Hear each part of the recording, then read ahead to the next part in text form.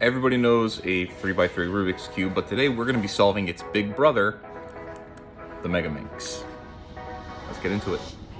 Alright, so we need to cover two things really quick. We need to cover the cross, and then we also need to cover F2L. The cross is basically just permutating the edge pieces with the white with their appropriate center pieces. So the green-white edge is going to pair with the green and white centers, and etc. The other thing we have to do is F2L, which is going to look like this. This is simultaneously permutating both the first corner and the second edge at the same time. So we're going to take that and we're going to implement that with this guy.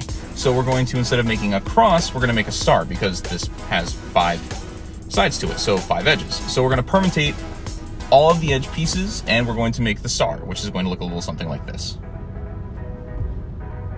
Now, once the star is finished, we are going to have all of those edges paired up, and then we have to implement F2L just to follow that up.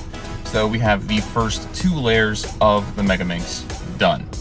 That's going to look a little something like this. It's a lot, I know, but it's worth it. So these layers are done. So next we have to do this next part, which is going to be permutating these next 3 layers, basically the rest of the layers up to the top layer at the same time.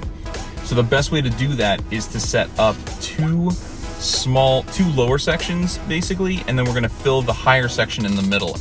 So it's gonna look like this. So we pair this up right here, this up right here. So now we have to make this area right here, and that's gonna look a little something like this. So once we have that done, we just follow that formula for the rest of these sides, and we're home free. Well, for now. We're home free for now. We still have the top layer to do. The top layer is gonna be a monster.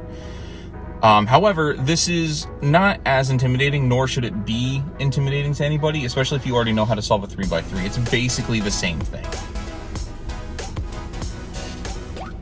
And once you've gotten here, first off, congrats. This is huge. You've already gotten to the top layer. So the top layer on a 3x3, this is where it's going to be a little different, because with the 3x3, you do have to permutate the top layer. You have to permutate all the yellow before solving the rest of it. We do have to do that with the MEGAMINX as well. So we have to first establish a gray star like we did with the white side. So we have to follow a couple of algorithms really quick just to get us there. But once we're there, shouldn't take us very long. Then we have to permutate the edges in their appropriate section, which we're going to do right here. So, you know, all the gray, white, like matches there, gray, blue, gray, orange, whatever. Now we have to flip the gray corner pieces so that way the gray pieces, like the gray face, is flush, as you can see right here. And then once that's done, realistically, we just have to slot everybody in the right spot. So you see how this is like the gray, white, and pink, or gray, tan, and pink. We put that in between the tan and the pink. Then we put the, tan and the green and so forth. And congrats, you solved the MEGAMINX.